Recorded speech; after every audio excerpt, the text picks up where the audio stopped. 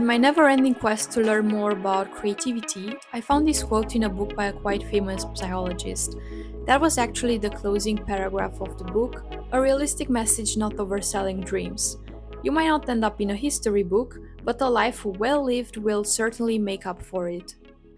In this last chapter, based on the study cases he analyzed throughout the book, he notes down some advice about cultivating curiosity and interest as first steps toward a more creative life. And although some of the advice is in a rather eat, pray, love kind of style, the general message of the advice is something that you probably heard before. Just be open to new experiences and be present in the moment. Before I got on the train, I bought my friend a gift, but I was in a hurry and I didn't have the time to wrap the present, so I had to do it on the train. Then I put all my willpower into wrapping this gift, and I realized that the paper was too big for the gift, for the chocolate and the straws, and I had to resize it, which went okay, but then I got to the point where I had actually wrapped the gift in the paper and wanted to put the tape as a final touch, but then I realized that I cannot do it because I need an extra pair of hands.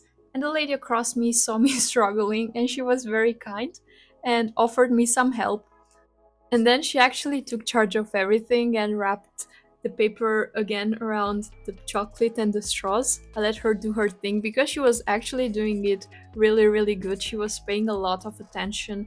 And I could tell that she was a pro gift giver just by the way she was packing this whole thing.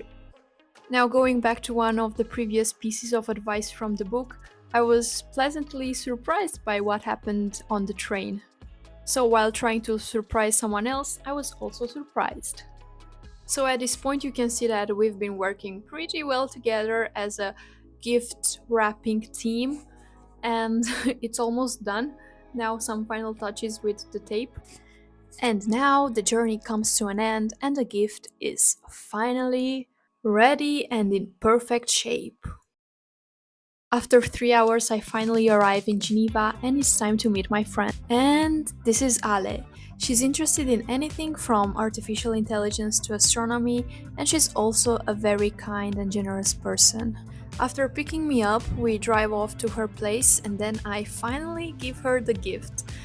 I'm very practical when it comes to gifts, and that's why I actually bought her that set of straws, because I know she was always using straws when drinking either juice or any kind of drink. And then the chocolate, well, it looked very good.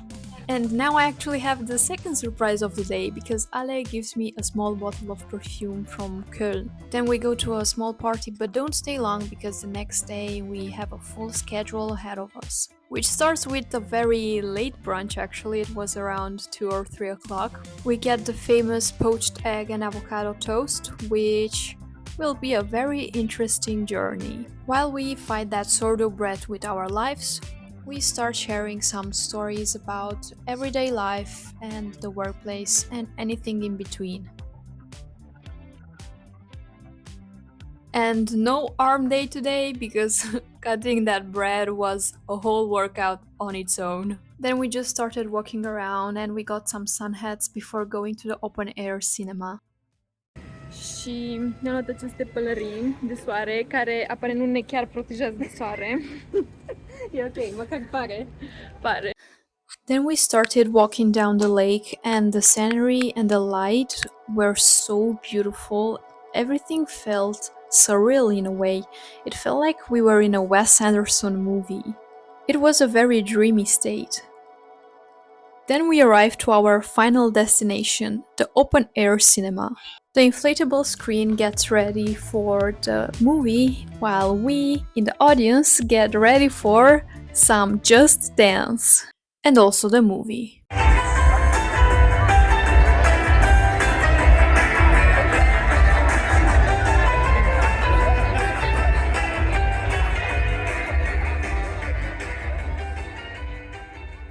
Don't laugh 'cause it's not funny.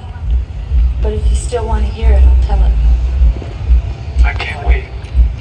Okay. 3 tomatoes are walking down the street. Papa tomato, mama tomato. The night comes to an end and we go back listening to some Dick Dale music in the car.